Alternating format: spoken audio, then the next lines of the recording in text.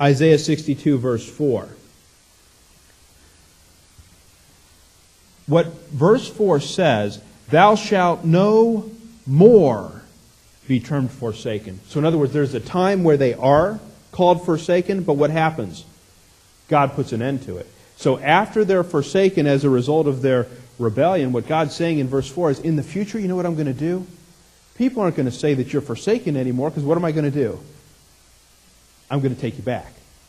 And what it says here is forsaken becomes Hephzibah.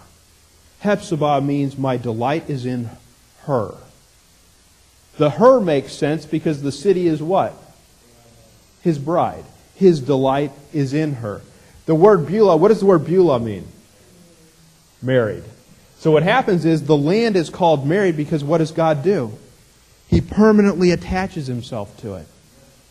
You see how exciting that is? See, if you're in Israel at that time and you're a resident of Zion, what God's decided to do is, this city which I once forsook, I now delight in it. And this land which I was not attached to, I'm now what? Permanently attached to it. I'm never going to leave. Wouldn't you like to own some real estate right there? Right? That's real estate that will increase in value despite what happens with the economy. Look, now keep Isaiah 62, but get John.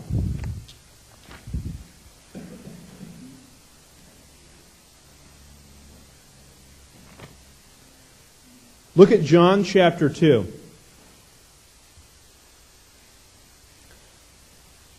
John chapter 2 is where Christ goes into the temple and he rebukes the money changers. Verse 16, and said unto them that sold doves, take these things hence. Now notice this carefully.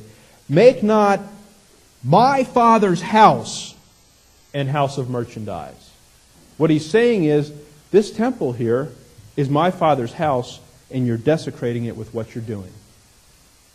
Notice how this changes. Get Matthew 23.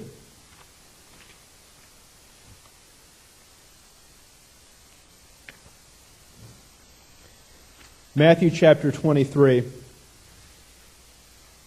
verse 37. Matthew 23:37. O Jerusalem, Jerusalem, thou that killest the prophets, and stonest them which are sent unto thee, how often would I have gathered thy children together, even as a hen gathereth her chickens under her wings, and ye would not. Verse 38.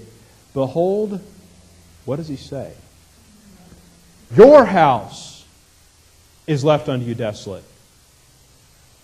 What did he say in John 2? You've made my Father's house an house of merchandise. At the end of Matthew, he says what? Your house. Parents, maybe you've done this. Husbands, have you ever said to your wife, honey, your children are misbehaving? Right? And it's a way of saying what? This is your problem. This is not my problem. And even when you say it, you know that they're still yours. And the reason why they behave that way is they take after their father. That's just the way it is. But what I want you to notice is in John 2, when he shows up, he says, you guys are messing up my Father's house. It belongs to who? My Father. In Matthew, and by the way, do pronouns matter? They matter. In Matthew, what he's saying to them, and hopefully they catch this is your house.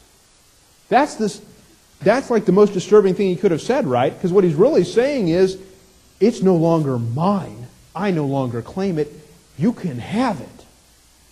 See that? When Isaiah 62 talks about a city not forsaken, what is happening there in the Gospels is Jesus Christ is saying, your house is desolate, it's worthless, it's useless, because that which made it valuable was the presence of who? God himself. And what I'm going to do is I'm going to let you have it. See, Matthew 23 is terrifying if you're in Israel and you understand what he just said to you. He just said, I'm going to leave, you can have your house, and once I'm gone, it's of no value. That's what he's saying there. Now go back with me to Isaiah 62. Isaiah 62, verse 5. Notice, this is just such a helpful verse.